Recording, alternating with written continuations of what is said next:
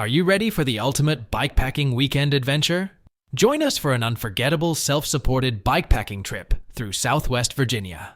The Grayson Gravel Pie Bikepacking Adventure travels along the Virginia Creeper Trail, the beautiful gravel roads of Grayson County, Virginia, and the New River Trail. All lodging and camping arrangements are included, along with daily routes and guides riding along with you. This self-supported adventure offers resupply opportunities every 20 miles for your food and water needs. Find out more at graveltraveldirt.com. You're listening to Mid-Atlantic Gravel, Travel, and Dirt.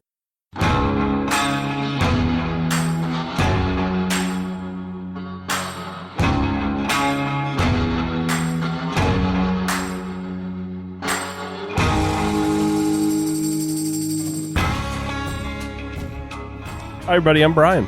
And I'm Joey. Welcome to episode 99 of Mid-Atlantic Gravel, Travel, and Dirt.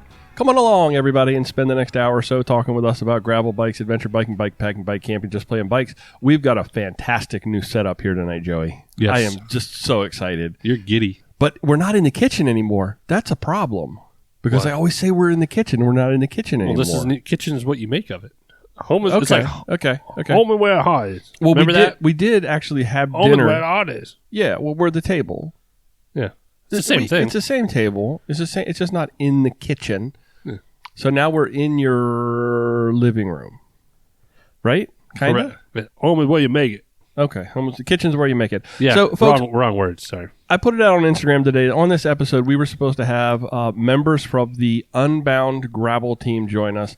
But as 2020 has taught us, nothing ever goes as planned in this year. If there's one thing that 2020 has taught us, Joey, what Patience. is it? Be flexible.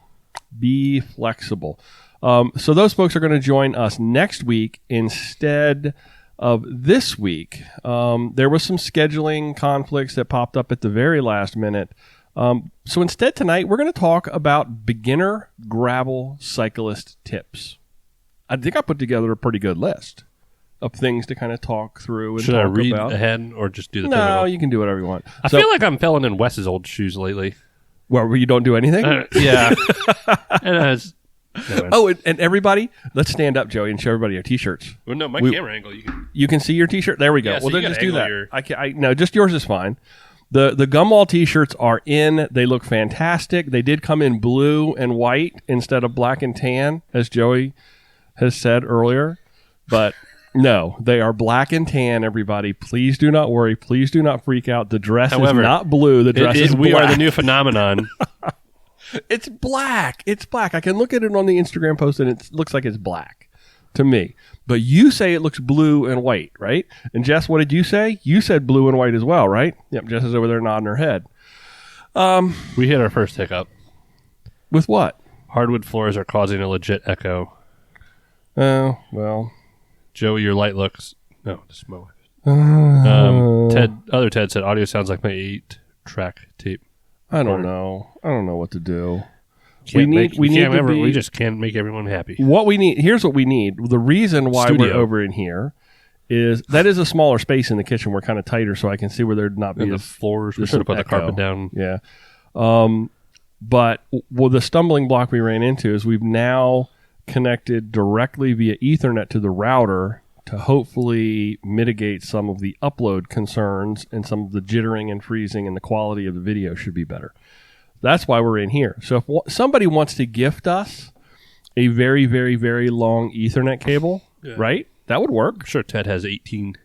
We need a very, very, very, very long Ethernet cable to go from the back of Joey's house to the front of Joey's house back to the kitchen, and that'll fix it all up. Then we'll be good to go. Ted slept here before. You should know. There you go. Ted, that's the exact length. He should have walked it off while he was here. Yeah. Should have measured that nonsense out. Yeah. But next week, I want to get back on track. Next week, and it's actually kind of cool because it will be episode 100. We're going to have Kristi Mohn and Lelan Dains from Unbound Gravel. Lelan Dains? Mm-hmm. He's the race director. Oh, yeah. Leland's been doing it forever. And Kristi is their marketing person over at Unbound. And they're going to talk about a few things, their 2021 plans, the whole idea, the whole thing, vision behind the rebrand from Dirty Kanza to Unbound. Not really, I don't really focus, Joey, on like why they did it. No, we that shouldn't story talk about that. It's old news. But I am very curious and interested about how what went into the thought behind the new name. So we're going to talk about that. And then, of course, we're going to talk about COVID plans, should that still be an issue. I want to know who designed their logo. Well, I'm sure we can find that out. Their logo is... Sure, we can find that out. I'm excited to talk to both Kristi and Lelan.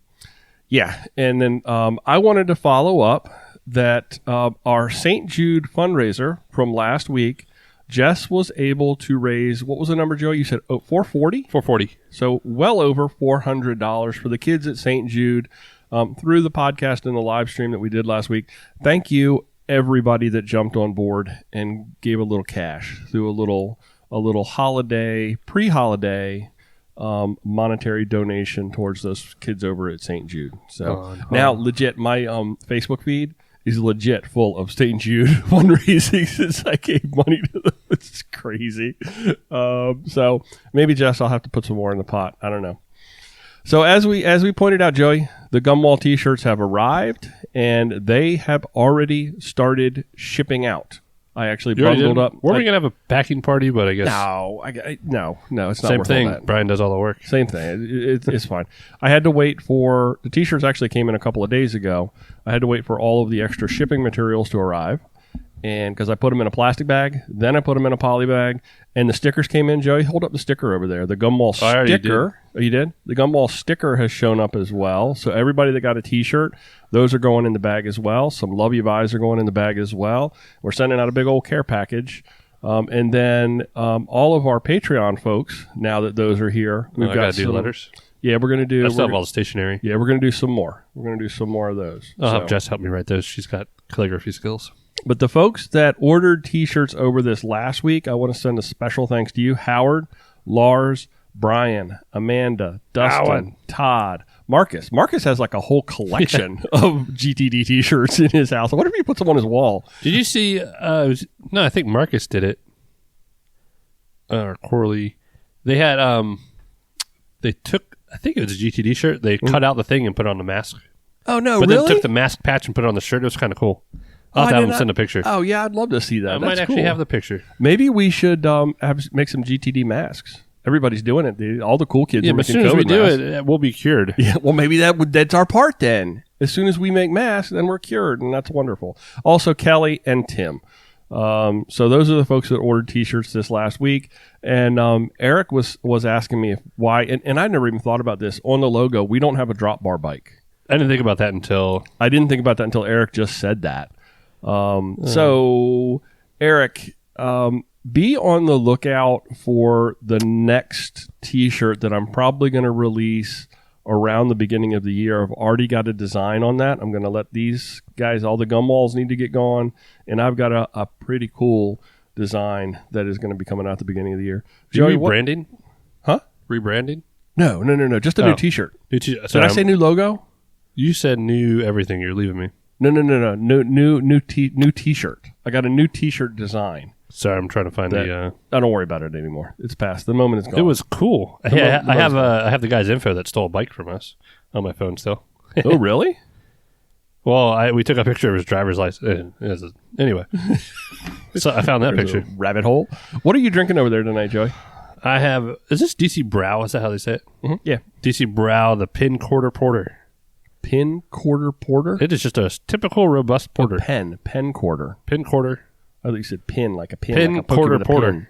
Pen Quarter. Pin Quarter is most famous for Ford's Theater, where President Abraham Lincoln was assassinated, and his coat and hat can still be seen to this day. They haven't moved him. No, I don't know. I was at Nick's yesterday, which their beer selection gets even better every time with their craft beers. And I don't want some people to take this the wrong way. And I love a good beer, and I went through... Actually, I do think that at a certain point, I wish liquor stores, and I know you buy advertising space and for your brewery and all that crap. Never buy... Support the guys on the lower shelves that pay lower price. The ones on the bottom. Anyway, don't you feel like it'd be appropriate to organize the beers like porters, stouts, IPAs? Wouldn't that make sense? Yeah, so they do it by brewery, though, right? Huh? You do it by brewery, so all of the same brewery stuff is together. Yeah, but... Yeah.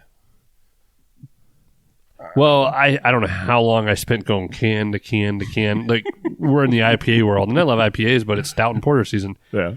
It took me forever to find, and basically it was like, all right, this is it. But there was people there. And this is the part where pinky in the air. Oh, yeah?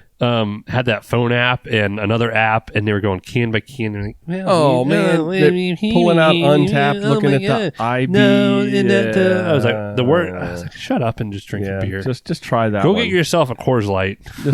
I've got some of those in the fridge at home right now. I don't know what it was. I still got 2 weeks ago. I was like, I need to just want something. It was annoying. And I was going through and I was looking at stuff on the beer, but it was annoying. Yeah, they were just. Was it crowded? Was it crowded? The liquor store was crowded? No. Okay. Well, we went in to get a sandwich at the deli at Nick's. Okay. And then I was like, I'm going to get some nice beer while I'm here. Nick's is always crowded, though.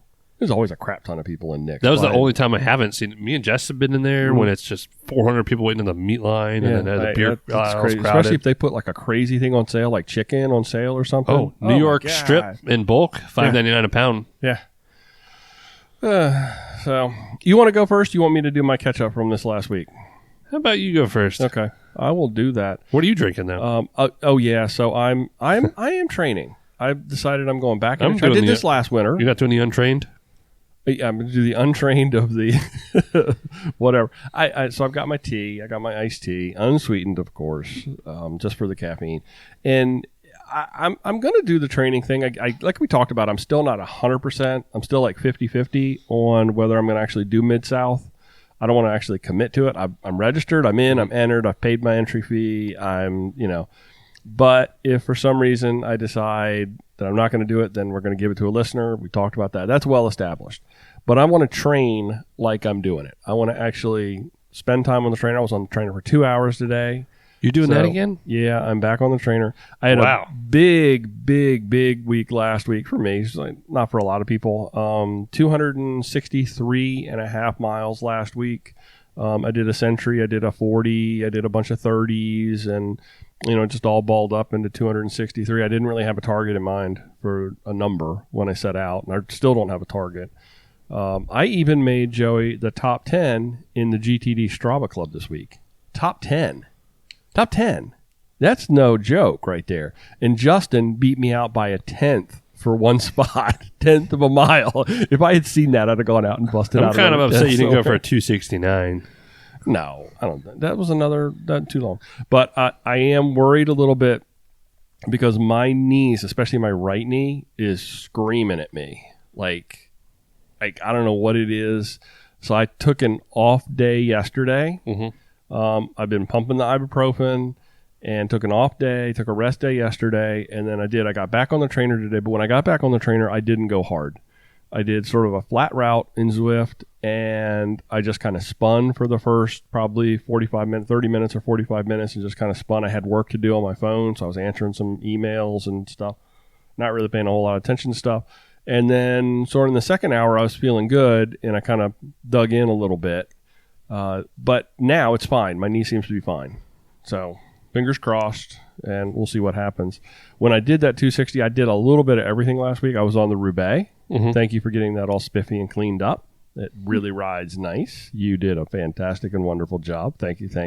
And I told everybody, this is the best time of year to go get your bike tuned up, in my opinion. I think it is. Because you go get an overhaul this time of year, right? Okay? Typically, but not during COVID. Yeah. You jinxed me with Did I really? The brochures. Oh, that'll be done quick. I meant to give you crap about that. I almost didn't say that. I was trying to very carefully word how I said that. It's like, oh, that'll be speaking of which, straightforward or something. I don't know what I said. I tried not to be You broke me down. I don't want to commit for you, and I tried not to do it, but I guess I did. But I got some good time on the Roubaix. Good to feel those skinny wheels underneath me again. Did rode some of that 263 on the Diverge, and some of it was even on Zwift. So I did a little bit of everything last week. I did a metric and mixed into the weather was nice, and it just felt really good on the bike. So nice. And I'm trying to get back into that again. Got a few pounds to drop before Mid-South, and this is a good time of year to do it. I'm really good at, focused on the trainer. I'm able to sit on it for a long time. I would have waited until after Thanksgiving. No. Are you going to watch your Thanksgiving meals? Oh, yeah. Well, is anybody actually eating a real big Thanksgiving this year? Yeah. I don't think anybody is. I did get, we're going to talk about this later. I'm thinking about, you and I talked about this a little bit. I'm thinking about getting some new bars on my Diverge. Oh, I ordered them in case you wanted them. Okay, so I don't know what I want though. I know we talked a little bit about it. I want something that's got a little more flair to it that I can get down onto the drops with, because right now I don't feel like I really fit on the drops of the bars that I have on there. Which bars do I have on there now? See, guys, this is how much I don't even know. What do I have on there now? Do you remember? I don't know. Are they There's some salsa. What is the wood basics? chippers or the Cowbells? something? I don't know. But I just feel like I can't get in that drop and actually be comfortable. I feel like I'm kind of like Pretty sure they're just cowbells. They only have a little bit of flair. a little bit of flair, and so I think I want something with a little bit more flair and gives me the ability to really ride in that position. So we're going to work. We're going to get all of Office Space quotes on that one this episode. Okay. Your flair. The flair. ESR update, Empire State Ride. I ride that every year. Or I work that every year, support that every year. And this year they made some changes. And there's a new company that's actually providing the back end and the tour event planning and event support for the Empire State Ride. And the folks that I worked with before passed along my information. So I actually had a conversation with the new event company, had a really great conversation with them, felt like it went really well, talked to them for about an hour. And they had as many questions for me about how things had happened in the past on that as I did for them about how they were planning to change things. And it sounds like it's a lot up in the air. But I think there's a really good shot that I'll get to be a part of the support for Empire State Ride again. I'm excited about that. You're going to get Wes to work? No, Wes is never working with me again. He's dead to me. No, Wes. We've actually had a lot of conversations with Wes this week. We've had more this week than the whole time since he's left. Yeah. So maybe and it was very inappropriate. Well, you know what I asked him. You were in the conversation. I said, "Did you actually lose your job because you're very chatty?" Oh. I thought for sure he was like bumming it and didn't have a job anymore. Well, we're not sure about that. That could be true. I don't know. It's not like he's listening to us. And I'm still deciding whether we need to collectively come up. I asked you before the podcast. Does he deserve a T-shirt? Should we send him a T-shirt, a gum wall? I think I would vote too. We can just shove it in his jersey bag and mail that. It's upstairs. Remember to give that to you. Why don't we wait until he comes back here? Oh yeah, incentive. Yeah, we'll actually put a box somewhere. Yeah, geocaching. Yeah, and that's brilliant. I love that. Oh yeah. I hear he's going to the work for the mayor up in Michigan, or the governor up in Michigan. Jess just told there was some conspiracy about the politician buying more Trump votes or something for the recount up in Michigan. Knows? Who knows? I have the article. I thought Wes started the whole movement. I have no idea what's going on over real there. Quick in the live stream. Yeah, I was going to ask you. Let's pop over there and see what's going on. Jess Santora said, "Got to start strength training, old man." Ted Redmer said, "Brian," or as Jess says it, Ted Redeemer. "Brian, remind me when we see each other again to bring a sixer of Athletic Brewing Company non-alcoholic beer with me." Oh, I've heard about Low that. cal. Yeah. No alcohol. Yeah. Tastes like legitimately trash. No, I've heard it's actually good. I actually would like to get my hands on that. And I take offense at that, Jess. I do strength Have you seen train. Brian swim? No, I don't strength train. But I'm not an old man. I just say you're like a world chiseled old man. Okay. She won't say anything. She's like, I was on last week. I'm keeping my mouth shut over there. Anything else in here? Oh, Ted says, "I run the Spank Industries Wing 12 bars, total kill vibration like carbon, but they're alloy. But you could just run a red shift." Well, Ted, do you have the Spank Industries with the red shift? Ooh. I thought that might be like too basically soft. he would be like a piece of spaghetti all over the joint. Well, I'll say when you go upstairs I'll get my Wes's jersey, but I got my flared bars my Sequoias upstairs. Do you? You can check out them. Yeah, we're gonna play with that, and actually, I want to find something that. Oh no. We talked about the bars. So if you do Mid-South, we're converting the Sequoia for that ride to single speed. So you have a second bike. So I was talking to Dave prior, and he was like, "You should get Jess's single speed." Literally, like, no, that is the Mid-South bike. Well, I'm not going to do it because it's also that race is a bike destroyer. Well, it's a 52. That wouldn't fit me anyway. Yeah. Yeah. I think he was saying in general. But we discovered the Sequoia would set up super simple as a single speed. Yeah, but I don't want to destroy your bike either. You can't destroy that thing. It's a Sequoia. I don't know, dude. I saw someone paint a Sequoia painted today. It was stripped down, and it almost looked titanium. They had one of those. It was a beautiful paint scheme. I've never seen someone do Where'd one. you see that? On in the Insta. Oh, okay, gotcha. I was like, ooh, that's a nice. Well, that's my catch up for the week. Are we caught up with live stream stuff? We'll see. Somewhere in there's probably more. Have Bike Roll Gravel. Can't wait to get my shirt. Yep, it's coming. It's coming. I got a few. Everything kind of came in the last day or two, and then I was still waiting for that last piece for the stickers, and that came in today. So I was able to. You gave me my shirt like a week ago. So don't let this out of your sight. I said, "Don't you put this?" It's been here for like 3 weeks, technically. Well, I was waiting for all the shipping stuff to come together. I was waiting for all of the stickers to get here, and the stickers came in. They were the last piece, and I told everybody that we're going to put the stickers in the bags. So I wanted to make sure to do that. So, well, my other shirt was blue and white. Did we talk about that yet? Yeah, I think we did. You want to check the poll now? Yeah, check the poll. Joey put up a poll on Instagram. You have to look at our Instagram. Is it on our Instagram or yours? It's on our. Well, the shirt is on our Instagram. The poll is on my Instagram. Okay. And currently we're at 8-3 blue and white versus 3 black and tan. So we've got the new because it looks dress. blue and white. That does not look blue and white. It looks blue and white. No. You're mentally you're not allowed to say it because you're the t-shirt designer, and you posted it, and it's your little baby butt. It's blue and white on the. It's my little baby butt. No, I said it's your little baby. It looks black, but of course you're right. I mean, I'm biased because I think it's black, and you're biased. Well, I know it's black. That looks blue and white in the photos. Okay, well, you got a strange filter on your screen. You've applied. I got one of them. Oh, it went to something like else. It went to something else. Oh man, it's a knife. Uh-oh, we just got bumped. Yeah, you got to hold it. Well, people can go to our Instagram and see that. Oh, there we go. Well, anyway. people on the just listening will have to go. The watchers can watch. Yeah, I'm gonna have to. So I got scolded today on Instagram by Riding Pastor saying, "Hey, for all of us out there that are still listening to the audio, make sure that you do some YouTube. You know, you're doing a YouTube thing now." So Joey just held his. That's why I said it. Yeah, he held his phone screen. I approached the camera on the counter and my phone, and I grabbed it with my hand. But those of you who want to see it, you can go to the Mid-Atlantic face-locked. GTD Instagram. Unlocked my phone, went to the album. Okay, so you want to do your catch up? What have you been up to this week? Is there anything in your world that you Ted would like said to? it's probably a color issue because of the old man's flip phone camera. Actually, Brian has a newer iPhone than I do. Yeah, I do. I'm a tech guy. I only have the 10R. You got like the 12 Pro Max. No, I don't have a 12. I have an 11. I have an 11. My Yeah, because your SE from 2004 died. I have the old flip iPhone. Y'all didn't even know they were available, did you? No. Okay. How to make non-alcoholic beers. I see you've got something really cool that you want to talk about. Well, it got posted. Luis posted it. I don't know. They were just filing patents, though. Yeah, no, this is like the first real leak of anything, though. Yeah. Of new Durace. It looks pretty badass.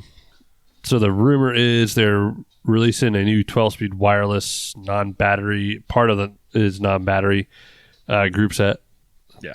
So, like I said, it's about patents, and there's like Max. Don't get over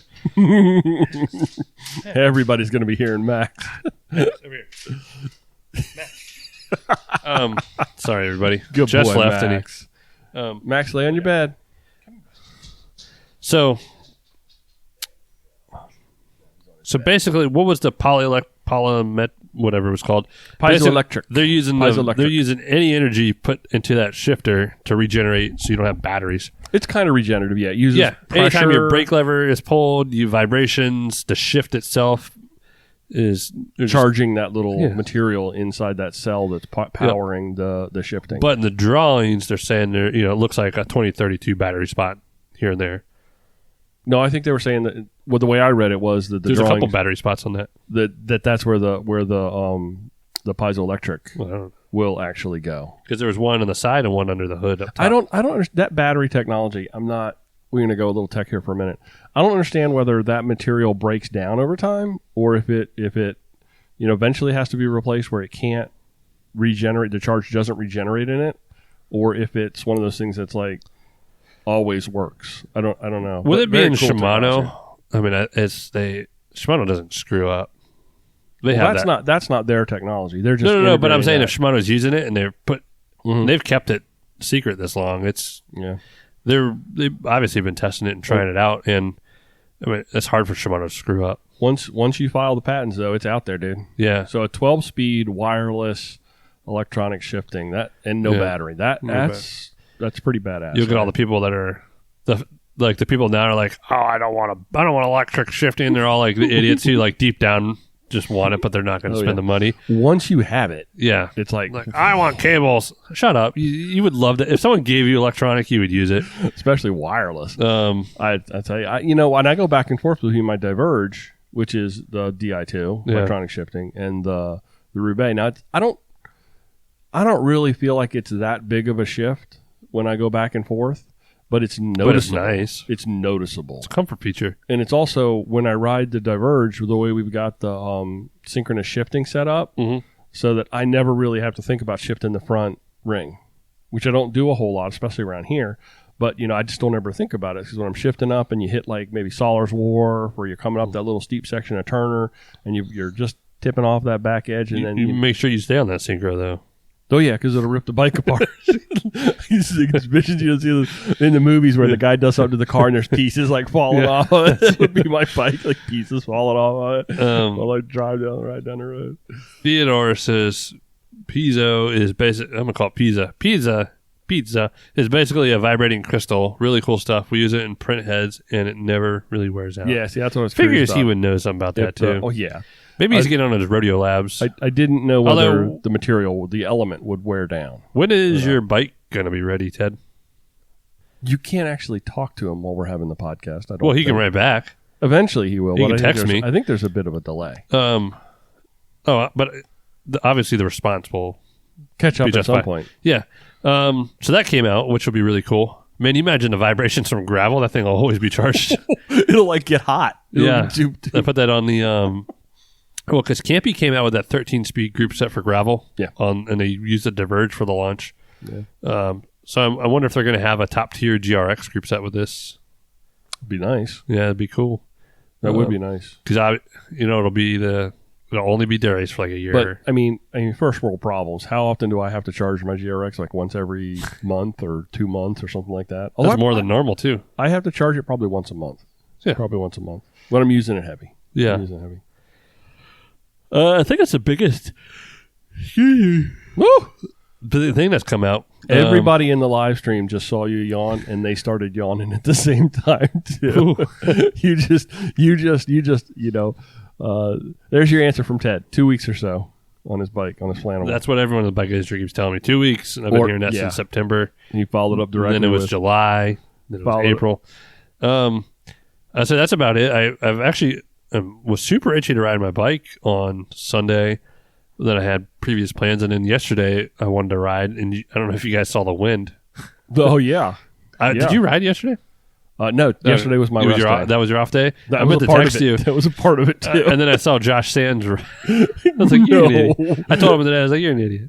I think the wind was literally, it would blow like 20 miles an hour from one direction and immediately 20 miles an hour from the other direction. It was like a windstorm. I was no. I was out in the field and I was looking at the creek, and it was so bad that there's a white caps in the creek, but every time during a gust you get like a top of a wave coming up, the wind would the way it would spray across the water because it would catch the tip of that. I was, the creek down from where I am, it's pretty protected. That little opening there is pretty protected. It was wailing yesterday. Yeah. Like, no.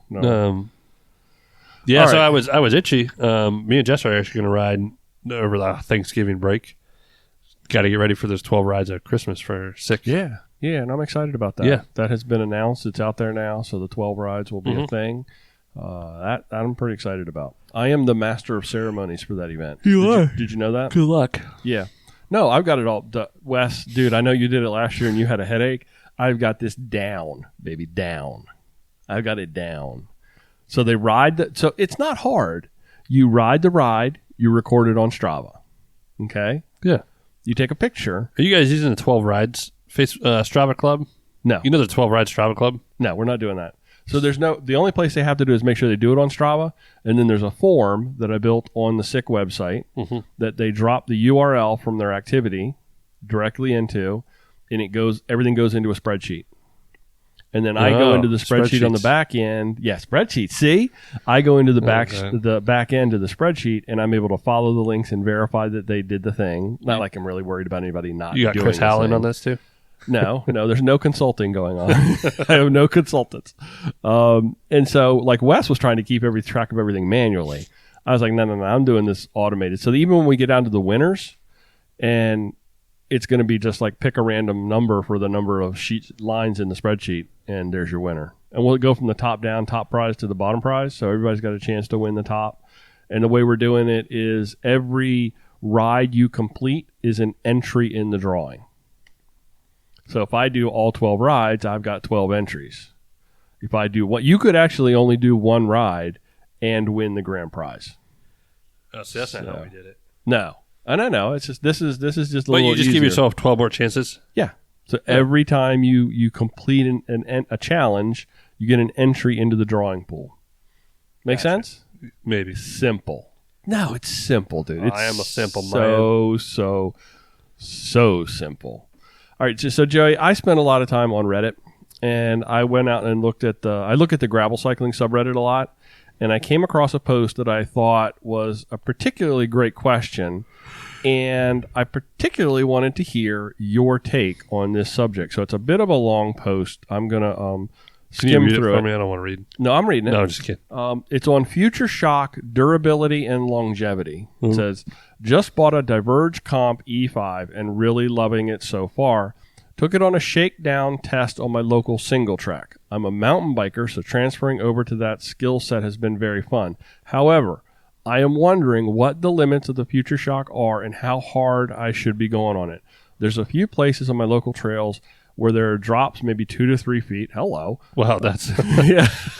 High. 2 to 3 feet high that I was doing on my Diverge and some root gaps I was hitting. Should I be doing this level of riding continuously on the future shock, or am I just going to completely destroy it very soon? So, do you think he's just trying to inflate his own balloon on that one? Could have been a little bit of that, but I'm not. Meanwhile, he's got like a 4-inch curb. A 2 to 3 foot a drop? That's like legit. Instagram versus reality. Yeah, that could be one of those things. Yeah. I mean, he's like a fisherman. 2 to 3 foot, is. But what is your take on, so say all of those things. No, in the right instance, 5 inches is big or small. Mm-hmm. Yeah. Okay. I'm going to let that go. I don't know. I blew my future shock twice in my Diverge. I had Really? to blow, or I had to pull it apart and service it. And meanwhile, I was riding Calvert Cliffs and a lot of crazy stuff. I was going to ask you. So, I was beating the crap out of it. If you're taking a Diverge out with a future shock and you're riding it on single track and legit doing 2 to 3 foot drops and really beating it up on some rooted kind of I think it takes its toll. Yeah, and there's some internal bits, but I don't know. I had to pull them apart constantly, re-grease it, redo. I ended up putting the road spring in. Do you have the road spring in your Roubaix, the red one? Yes. Yeah, I rode that, but I'm also 200 pounds. I have my Roubaix came with 3 springs, and Russ found the red one. Yeah, got the red one, and so, but it's still I think a little too soft for me. I think it's robbing me watts, but it's a smooth ride, so I'm okay with it. But see, they have proven now. What? Scientifically. That's robbing me watts? That you don't lose watts with the future shock. Okay. I believe you. I mean, I feel like it. We could put a dowel rod in there and just lock it out for you. Didn't somebody do that when it first came out and it blew up? So I think what I'm hearing is it's not going to destroy it, but you may find yourself having to service it more often. A lot like a shock on an actual mountain bike that you need to service. So could you actually destroy it? Probably. Future Shock 2.0, you have to send back to get serviced. Really? According to them. I don't know if anyone's... I haven't had enough where I had to work on them. Okay. Where I played around, really wanting to pull them apart, but then I also don't want to buy the customer a new one because I broke it, because I did it too far. True. Well, anyway, I don't want to spend too much time on that, but I thought it was an interesting question, and that was one of the things I know when I got the Roubaix with the Future Shock. My question that I had for Russ was, am I getting a technology that Future Shock, that Specialized, has put on this bike, that in 2 years it's going to be like, oh, it's completely different, and then in 4 years it's going to be like, oh, you got one of those gimmicky Future Shock bike things. Well, technically that bike has been out since the end of 2016. You're like mine one was of the first. Mine was a 2017. Yeah, that was because they called it a 17 and 16 in the fall, and so they've been out for a while. So that's what I was worried about. Is it a gimmicky thing? Are we going to see a whole line of Specialized bikes where they, a year or 2 years from now, abandon Future Shock technology altogether? No, but since yours come out, they've had a new version of it. Mm-hmm. They have a gravel version of it. I get that, and it's on hybrids now too. Yeah, I get that. So it's not. Yeah. But it's not going away anytime soon. That's what my question was. Is it going? They've invested way too much. Yeah, like the Cirrus that's on my deck has it. Mm-hmm. They have the one on the Diverges that are different than the ones that are on the Roubaix. Okay. The gravel one's progressive for the load up. And then on the road one, they have a 1.5, because you have a 1.0. They have a 1.5 and a 2.0. And the 1.5 is similar to yours, and the 2.0 has a way to stiffen it up, and it's a hydraulic system. Okay. So they put a lot into it. All right. Well, that was the only thing I was worried about. And it doesn't sound like that's going to be a real concern. Hey, I've got a question before we jump into Strava Club for folks in the live stream. I know that we've gotten some feedback here on the little bit of an echo or a little bit of bounce in the audio quality, but I'm wondering for folks like Ted, maybe he has the echo. The two Teds. I'm just wondering about the quality of the audio and our video's on point. The video. That's what I want to make sure that we've actually. What I'm really looking for is connecting Ethernet to Joey's router actually made a difference, and I can tell by looking at it. I think there probably is, but I think so. I'd love to see. Although if we do this again, we got to get a little light for you.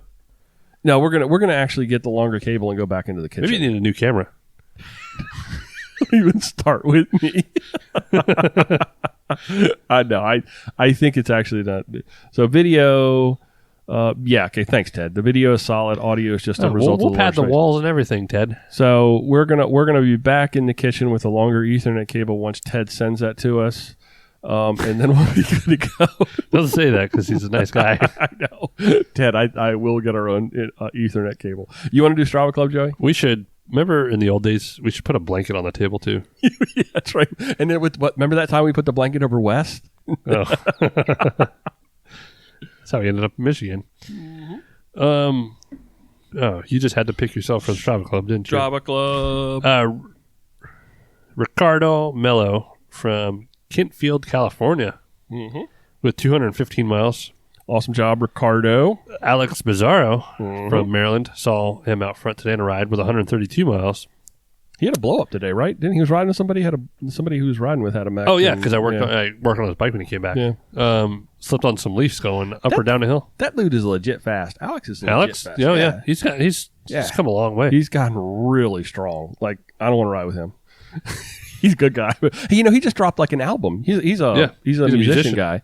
He's very talented. Just dropped an album. Isn't it on iTunes or something? It's everywhere. Yeah.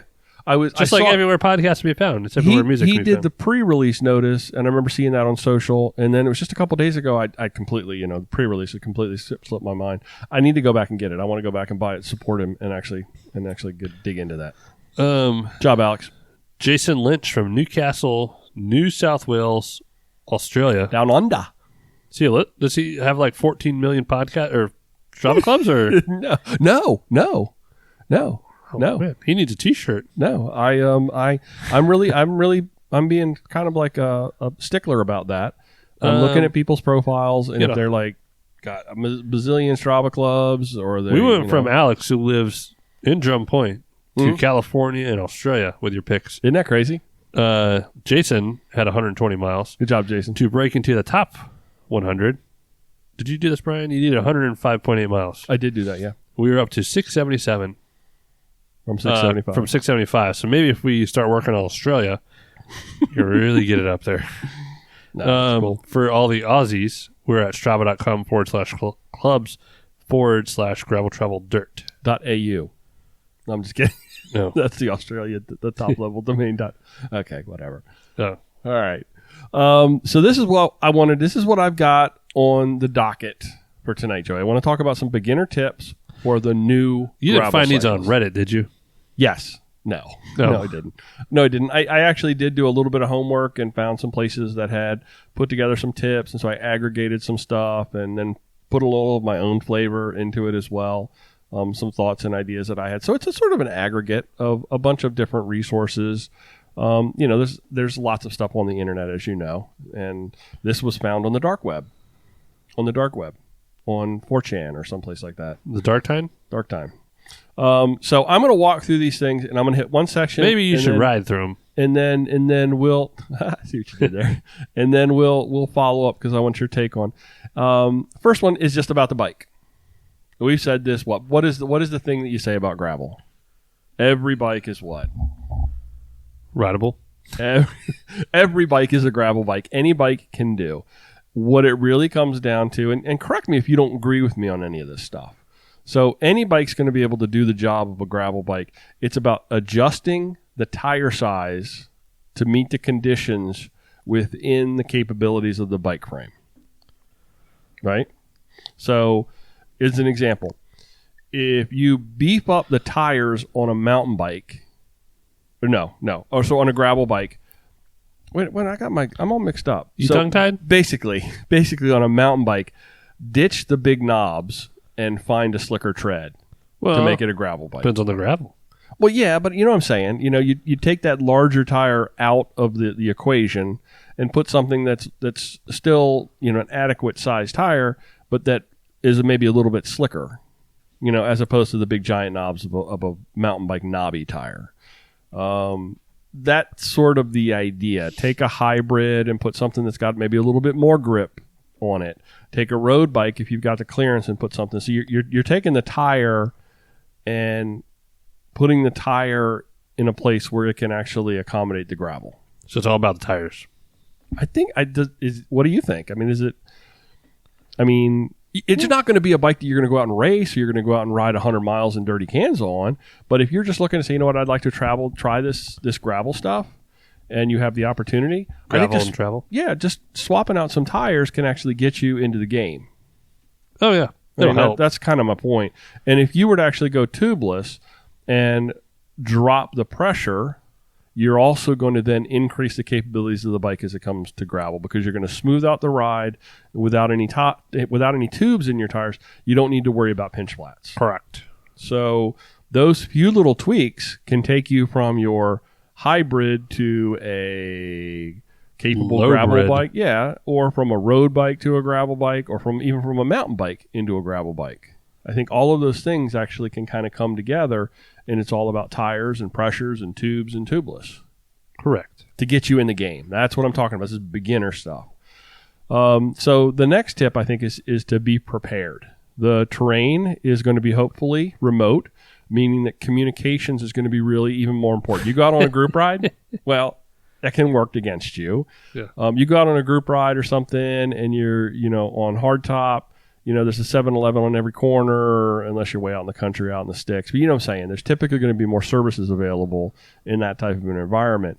And the point is that keep in mind that when your cell service is diminished, that a text message takes less signal strength than a phone call. We have that all the time in touring. We'll go out and there'll be very limited cell service, and they'll try to make a phone call. Somebody needs assistance or somebody needs help, and they'll sit there and just continually try to call somebody. When if you just take a step back, a text message requires less bandwidth to go out. That will actually sometimes work, whereas a phone call doesn't. So keep that in mind.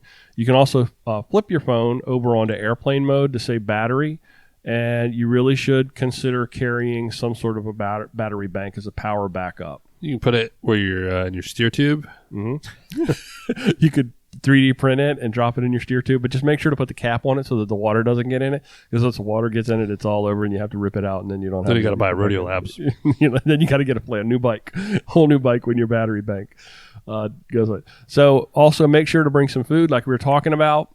You're not going to be a 7-Eleven or a Wawa or Sheetz or a Royal Farms on every corner. Bring some food. Make sure that you've got the ability to carry enough water. That's probably more important even than food. What's the It's a general store out in Loudoun County. Everyone we stop at. Everyone stops at. Oh, I remember that. This is a general store. I don't Could remember come across one of them. Yeah, you could. I mean, you could, but and if you're doing your route planning correctly, then maybe you can plan that into the mix. That's a smart thing, and that's the next thing I was going to talk about.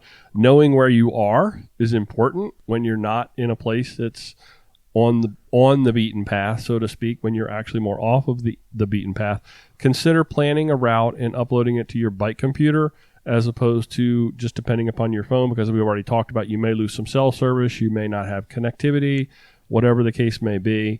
If you've got it downloaded into your phone or downloaded into your computer on your bike, then that route's going to be a little bit more consistent. You're going to be able to find where you are and hopefully be able to get back.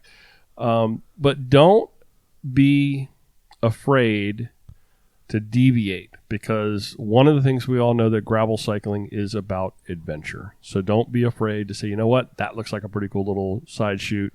But just keep your bearings. Yeah, and don't trespass and have some guy follow you in the car all the way out. Been there, that road looks cool. Hey, what are you boys doing here? Hey, to be fair, if anybody wants to go back and listen to that episode, I think we were fully justified because his signage was poor. His signage was super, except for that one we ignored. Oh, his sign sucked. However, we did go through the gates. And it was green on the map, and the gates were open, though. No, they weren't. Yeah, they were. I don't think they were. Yes, they were. I don't think so. The gates were open. Yeah, go back and listen to the episode. We talked all about it. And on the map, it's green because he put his land into some sort of tax savings zone so he could get a tax break. And he called himself and it looked like a park. It looked like a park. Am I wrong? Looked like a farm. No, it looked like a park. Looked like a park. Next thing to consider, safety. So especially if you're first coming into the world of gravel, you might consider slowing down a little bit and considering that road surfaces. If you're coming in that from the roadie world and you think I'm going to go into that corner hot, you may end up having a bad day and have a little gravel burn. It is a whole lot different. So until you fully understand the surfaces of the road, and I think Philly Ted just put this in the live stream comments, maybe somebody should do like a candy scale of gravel. That would be really cool for people to be able to gauge what the gravel's all about. Make sure you're carrying some spare tools, some tools and some spare tubes to fix your stuff. Even if you've gone tubeless, you might want to think about the fact that you might have a rip that even some bacon or even a plug may not fix. So having a tube can be helpful. And in conjunction with that, a tire boot. Torn tires are no fun. I carry for a long time a little piece of Tyvek. I think it's good. Dollar bills work. Although if you're rich like Joe, you put a 20 in there. You know, have that come out. I've used, one thing I've also used for a tire boot was a Mountain House dehydrated food bag. They're like that foil stuff. Yeah, anything works. That worked pretty well. Zip ties, that's another thing that, a lot of people wouldn't think about, but, if you're tying something back together, as well as, and this comes from the mountain bike world, a spare derailleur hanger, especially if it's a really muddy condition like Mud South. Mud South. Like Actually, you want to see something cool. We're talking about tools. Google the Crank Brothers M20. Crank Brothers. Okay. What is that? Well, the typical Crank Brothers tool that everyone loves. It's my favorite multi-tool to keep on the bike. Mm-hmm. The new M series, I think M20 and M13, has a case for bacon on it. Really? It has the bacon tool built in. Oh, cool. Yeah. They consolidated that. I have some coming in the shop tomorrow. Oh, I would turn my thing around. Yeah, but no, don't worry about it. It is awesome. So it's the typical Crank Brothers tool. Crank Brothers M20. I like the M20 because it's got all bells and whistles. I want to actually put that in my notes so that I the find it. Put M13 is probably more practical for the average Joe. You don't need the chain tool and all the other good stuff. But it has a little case on the back of it, full of bacon. That is so, because I had that. I've had that where you're trying to find the little strips and they've gotten lost. Yep. Or when they sit outside, because I keep them loose, they dry out sometimes. You get kind of like you need to replace your bacon. Eat your bacon and replace the bacon. Yep. So that you have some new bacon. Anything else for safety that you can think of for a beginner gravel cyclist they would need to think about? Flask. There you go. I remember my first gravel ride, like with a group out in Loudon. The Flask was the first thing in the parking lot at 7 a.m. Cool. I don't know. I think you hit all the stuff on the head. Okay. Well, the next thing was to talk about events and races. So now you've decided to explore this world. There is literally no better way to get introduced to gravel than to sign up for an event or a race. And you don't have to race a race. That's I think everybody signs up for something called a race, and they feel like they have to be prepared to race that race. No. Dude, I was racing the lead out of Unpaved last year. That was fast. You had to break away. Like, oh God, my heart rate shouldn't be 180 by like mile 4. And don't fall into this trap where you say, once I have more experience, blah blah blah, then maybe I'll go for an event or I'll do that.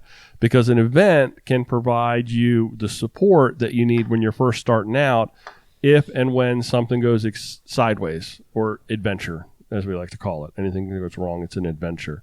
You're going to find that the gravel community is the best part of doing this thing called gravel cycling.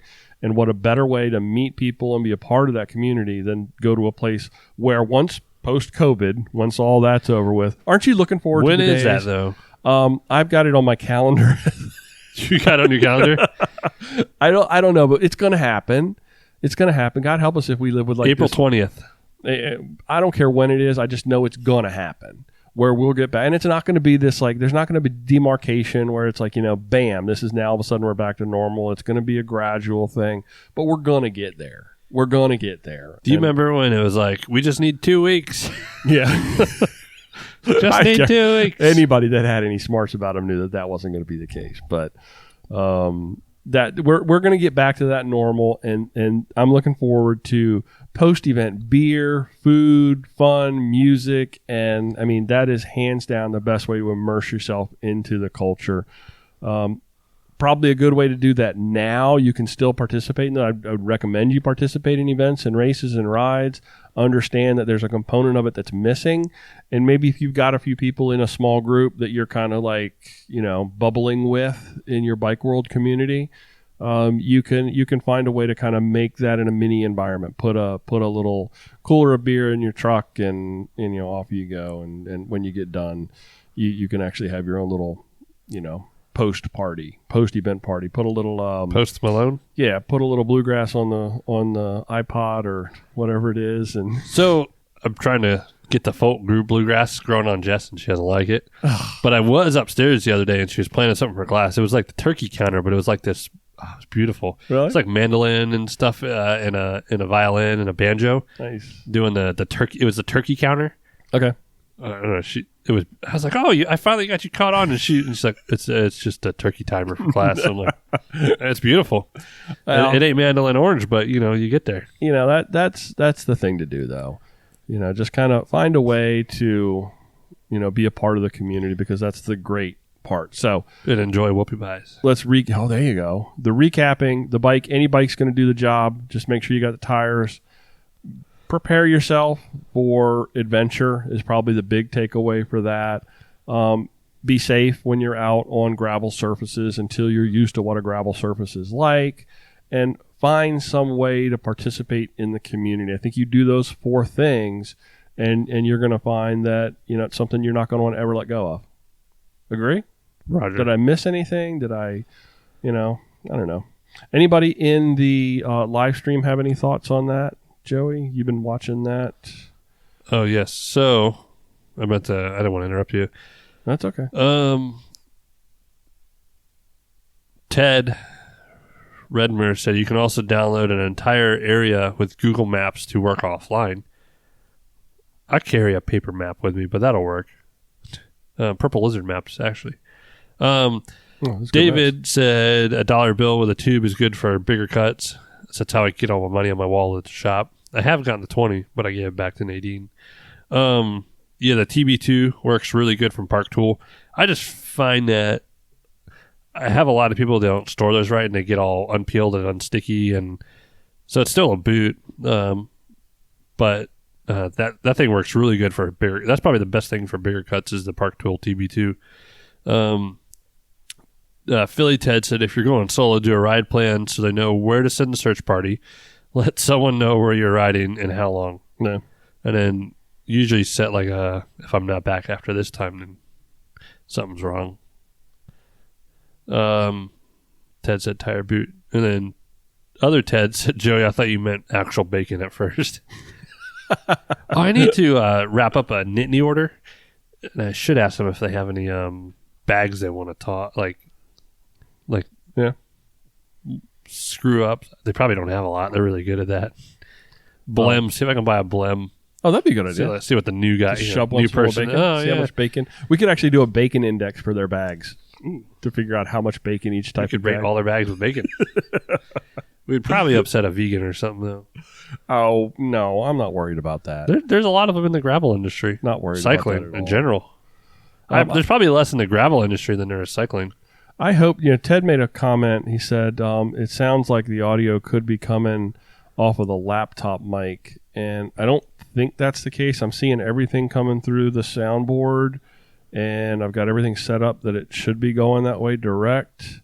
But I'm going to be really upset if we actually pulled the video on point, and now we're actually doing something wrong with the audio. But it looks like it's supposed to be coming through the board. I don't know.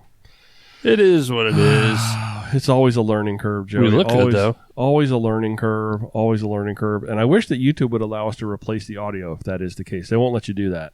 I can't go back and replace the audio with the better version of the audio. So if we're dealing with audio issues, it's better that we're getting this out of the can tonight. When it's Adios. Just, you want to do this or that? This or that? No. Let's just close it down for the night. Okay. All right. I'm going to answer along. first. Bye. I've got fantastic this or that. I haven't looked. It's just like normal. Don't look. Okay, so the first item, and of course, obviously, live stream folks, participate. Riding Pastor, you can yell at your audio devices. You're listening to the audio podcast. Sorry, dude. I'm just messing with you. Follow the recipe, Joey, or wing it. Ooh, with what though? Doesn't matter. You be you. I've done a lot of cooking the last few days. I know it. I made roast beef. I brined. I did turkey. I did something else. I baked something. This is specifically for you because I do not cook. But I'm curious what do you always follow the recipe or wing it? So there's some items like baking, like you have to be exact. Mm-hmm. Okay. And I'm about to do cinnamon rolls and cinnamon rolls and dinner rolls tomorrow for Thanksgiving for my parents' house, and a pie. Can I get a whole? And I'm making all this from scratch, which is great. Can I get a cinnamon roll? That's my favorite thing in the whole wide world. Well, I know that I'm going to make us a pie too, a peanut butter pie. So it's like a no-bake Drummond. I love the Pioneer Woman. In a lot of ways. Dude. Cinnamon rolls, I'm still debating if I'm going to because I know I got a lot to do, but I want to. Or I'll just buy Pillsbury and tell you I made them. So for baking, I'm very much like baking. I've screwed up baking enough to realize you have to follow. Yeah, there's no. But there's some things like the roast beef I made for the first time the other day. I got the idea, and I'll probably do my own version of it. Okay. Like smoking and stuff. There's certain things you follow a little bit. Okay. You get to the right temperature, you do your thing. So a lot of times I'll do it by someone's way one time, and then I'll just. Okay. But I like making my own concoctions. I love to cook, though. So I'm not really a cook. So sometimes I will smear the peanut butter from right to left, even though the recipe says go left to right. So I'm on the big mayonnaise kick lately with using mayonnaise as a on my meat and stuff. Like as a rub? Yeah, what do they call it? You're rubbing mayonnaise on your meat?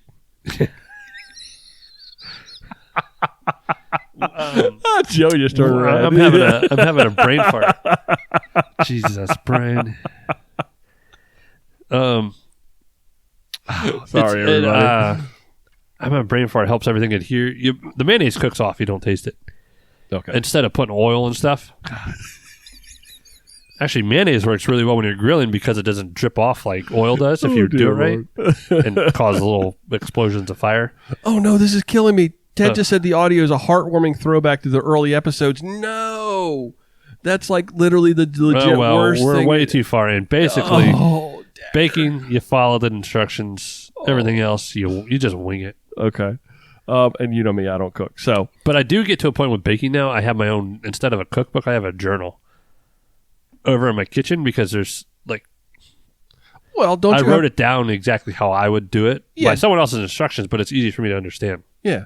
So you're basically It's like caveman transcribing it style. into Joey language, which Yep. is like, take stuff. Put I have in this other cookie things. recipe Yeah. I got from, I don't know, and I wrote it down so it's a lot easier to understand. Well, Best cookies all the time. I just want to try a cinnamon roll.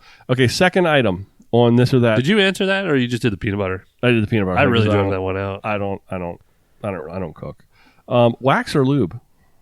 I'm still, I've been riding my bike, but I'm still on the wax kit.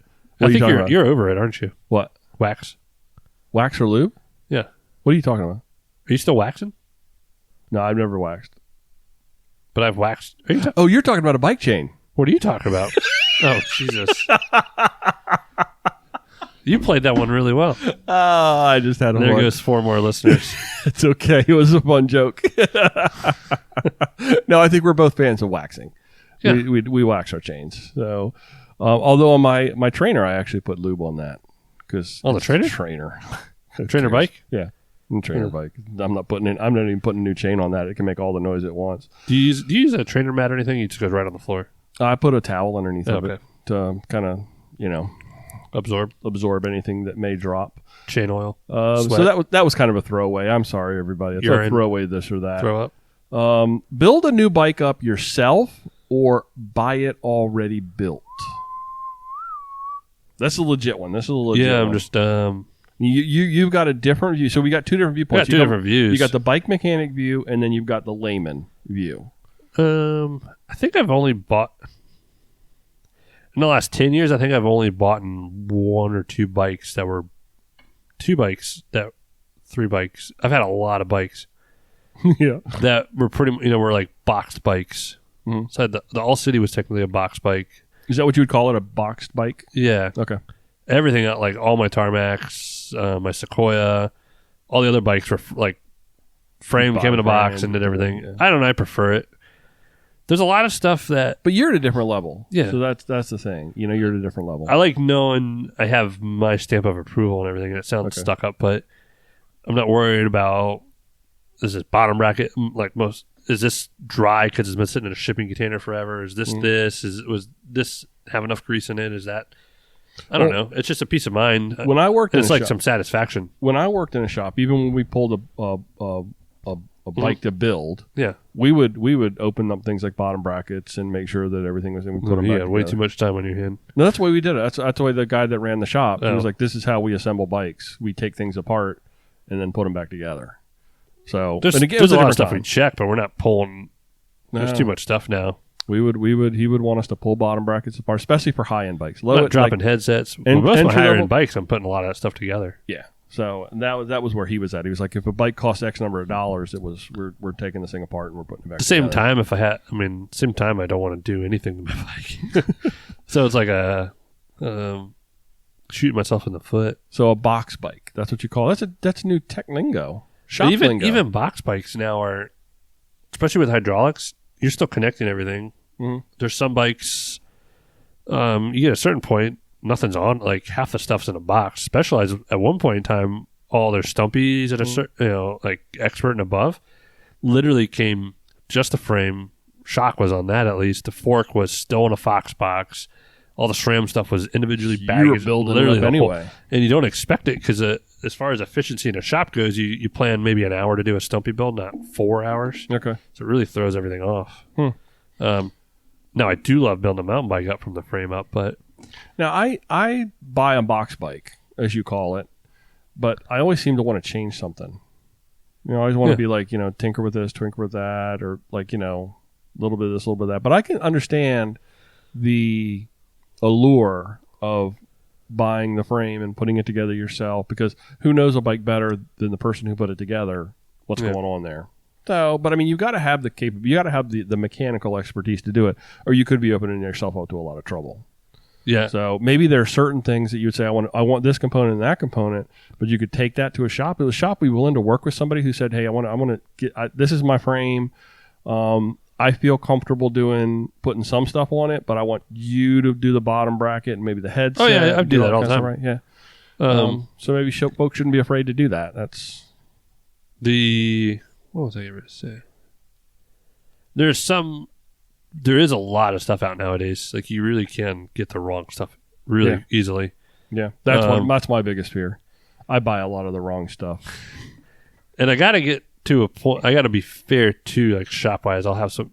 There's some people that want me to tell them everything they want and go by the internet, which is great. But at the same time, there's a lot of my time, and that's tough. Like I've learned that over the year. Like I've learned all the info that's needed, so I don't want to give it away for free every time. I mean, like there's a consulting thing at a certain point. Yeah, I got to be fair to my employer. Maybe you come up with a thing where it's like you want to build your own bike. We can help you with putting all the pieces together, and then help you with the build. Maybe there is a consulting thing that you could put together.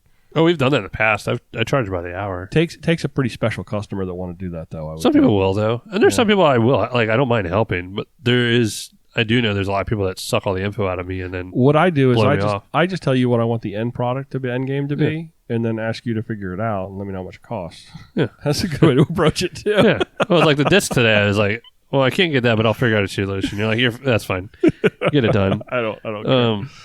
No, I don't know. It's satisfying. Yeah, it's ownership. I think there's an ownership component to it as well. I'm going to have more knowledge than the average Joe. Get it? All right. So anybody in the... yes, so we have some... every time I check that, I go back to our show notes. Let's see. The audio is heartwarming. Oh. Throwback to the early... So I'll tip today to wax cleats with... votive candles. Those are the little, like... the little tiny candles. Yeah, teacup candles. Like those little things. Yeah. So you pull the wax, you don't... Oh, man, I'll ride flat pedals before I have to wax my cleats. Oh, I finally got some race-face Chesters coming in. First time in a long time. Still wants to try waxing. I hear... That's so nice. I'm trying to find a couple people to do that. So, working on a fat bike build this year. Got a couple... That's Billy Ted. Rabbit hole rims and a raffle. So that's probably how it starts for a lot of folks. It's like you get something at a race. And all of a sudden it's like, I need to do this. All of a sudden you built a bike. $4,000 later. I got something free and now I'm like, dude, fat bikes are also the hardest. Really? There's no standard on fat bikes. I was talking to Josh today about it, and there is no actual standard. It's not like typical gravel bikes, one axle standard. The bottom brackets are still iffy. This and that. The fat bikes are ridiculous. He popped in and out of the live stream here a little bit ago. Yeah, like I built a set of wheels for a guy. Some nice Hope fat snow hubs with some whiskey rims, but so hard to get because the hub options were ridiculous because it's a fat bike. Okay, last item on this or that, and this is what I'm actually very curious to hear your answer on. Handlebar bag or frame bag? Well, not both. You know what I really... Maybe you don't need both. You don't have enough stuff to carry. Handlebar bag. Okay, why? My first official bike bag was a handlebar bag, and to this day, I'm still really mad I sold it. It was my Swift Industries Paloma. I got it just after I got into the gravel scene a long time ago from Bikes and Coffee because they were Swift. Sell it? I had a lot of bags I was purging because I bought all this. I remember when you did that. I purged them all, and because at a point it was getting in the way, and if I wanted to do some other stuff, and I couldn't use it all the time, and I felt bad. I was never using it at a certain point, and now I want it back. And it held its value really well. Did it really? Yeah, nice. I sold it for a lot, and it funded all my Nittany bags, which I love. I would love a Nittany handlebar bag for a camera and stuff. Yeah, I actually got to ask Dave what he's carrying this new. He's had it for a while, but he's got a cool handlebar bag that's sleek. But the Swift Industries had a mount, and it had it was a box. I remember it. I could put I used to do night rides where I'd grab Taco Bell and ride home with it. I could put my camera in it. And it was a good looking bag. I have been... I might buy another one. I've been of late, searching for the right handlebar bag. Because I go on... That was it. That's the one. So here's the thing. When I was set up to go do 1725, I needed to be able to carry water, but then I also wanted to carry like some rain gear or something along with it. And if I had taken a large enough frame bag to accommodate all that stuff, I'd have had to figure out somewhere else to put water. I had this weird kind of like thing going on between water versus the ability to carry stuff in the frame, and the half frame bag wasn't doing it. I was like, well, I can switch out to my full frame, but then when I do the full frame, I'm only got the 2 water slots inside my my feed bags. Yeah. So it's like it just got my mind spinning again, and I think it's like a cycle where you're just like you go one direction and then you go completely back in another direction. I think that's part of the allure of bags are such a big thing with gravel cycling that I remember just when continually playing with it. I think it was 16 or 17 when I remember cause the year I got my Swift, there wasn't a lot of bags out then, and that was only 3 or 4 years ago. And the bag scene has exploded. I still love Swift Industries. And like I said, I might get I kind of want to get one that'll work in my All City too. Well, you get that click fix because you could pop it on and off really easily too. You would need one that would have like a color scheme that would match both, though. Yeah, probably make black. It gumwall. Oh, see what I'm doing there? You make it blue, gumwall blue. Yeah, gumwall blue. Oh, blue. What's nice though is you could only load up that thing so much, but it also kept you from overloading it. Yeah, I could put a lot of stuff in there. Well, they're not all created equal. Some of them are big. Well, like that Paloma was the perfect size. It was a randoneering bag, like a small, and it had the little thing on top, which when you rode your trainer, I could put my like iPad on there. I don't want something like a randoneering bag that's really big. No, but that was like the smaller of the small. You know, you've seen it. I want like a roll. Yeah, no, that could hold like I could shove a jacket in, and just a couple of pieces of like maybe a second base layer. Do you remember my other Swift Industries? I think it was the burrito bag. I forgot what it was called. It was just a roll. Yeah, that kind and of actually really had intrigues it. me. So it actually was set up so you could put it on the back of a Brooks saddle. Yes, I remember that. Had the leather things that go. Yeah. But it was also set up as another handlebar bag. I ended up buying a lot of Swift Industries. One or the other. That's cool. But that was the bag that was perfect for exactly what you want. Yeah, especially if you could put it on the back or the front. Yeah, that would actually be really cool. That's kind of what perfect front bag. So I'm getting ready to go down a rabbit hole, and it's a good thing to do in the winter. Just go down a rabbit hole looking for bags that you can pop back out in the spring. I do want another Swift. What's nice though with that is I recently bought a new camera, which is was like a mirrorless, which is way smaller than I have. My 70 is still here. I was carrying like a 5D Mark II, like big Canon. You got big cameras. Yeah, that 70 is the heaviest camera I've ever owned with that lens, and I got rid of my big lenses. My one like 7200 was like a couple pounds. I would like to find something. I've seen a couple little rolls, and I actually bought one that I thought I measured out. I thought you had one. Well, I did. I have a little roll that, but it doesn't fit my M50. I want something that I can put my M50 in too. That Swift was like the bag. See, I want it to be just big enough to take that. I wish I still had it because you'd be something. Like, yeah, you maybe need to send me the link for what it is. Let's just buy some. Yeah, let's just do it. We're rich. The Teds are here still. Philly Ted, another Ted Heavy Chat Fest. Ted's Ted Redeemer. Check out some sturdy bags, small boutique operation with bags that can be customized. Philly Ted's never used a frame bag, so he'd probably want to try that. Do you even carry a wallet? I don't carry a wallet. I was joking. Like, frame bag, no arrow penalty to speak of. Yep. Doesn't bounce. Yep. Doesn't take up handlebar base. Yep. Space is otherwise wasted. Centralizes. See, but that's where it doesn't. The space is not otherwise wasted because I've got that balance. Yeah, where I wanted to be able to put water bottles. Now, if I'm going for like a bike packing trip, absolutely hands down. I rip the bottle cages out. The full frame bag goes in because that's a part of my packing setup. And then I have, my water bottles go up in my feed bags, and then maybe I'll put one down underneath the down tube. Ooh, so, they have it's like this coyote tan, kind of like our Swift bags. Looks scumwall. Are you shopping? Are you shopping right now? Yeah, well, the bag is $175. We are going really long, so we're going to start to shut this thing down. Do you have anything else before we do that? Shut it down. All the bags. If the audio really sucked tonight, I apologize, and something obviously went sideways. because the audio should table? be spot on. But this, I don't think it's the echoey thing. I'll have to go back and listen to it before we do the second one and see if I can't rectify and fix that.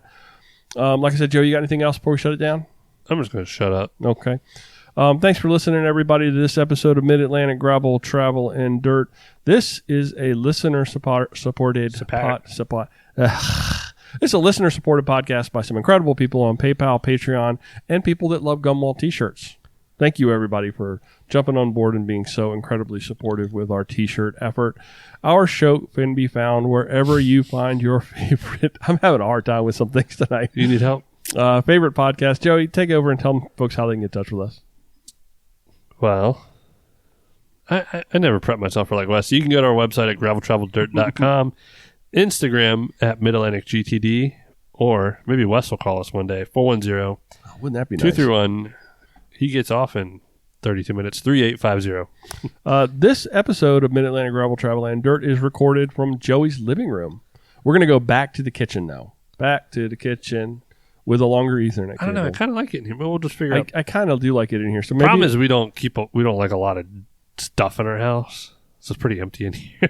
Well, I mean, if I got more canvas pieces on the wall of like my fish. I think you should keep. I think there's something going on with the audio, but I think this table is wonderful in here. I think this maybe is we'll fantastic. get a little table in here. Thanks for riding along, everybody. Until next time, you know what to do. Do good, be nice, go slow, respect others, and stay healthy. Bye bye. Love you. Bye.